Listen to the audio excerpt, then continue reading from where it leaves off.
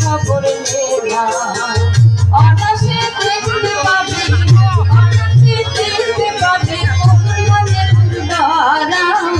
আনা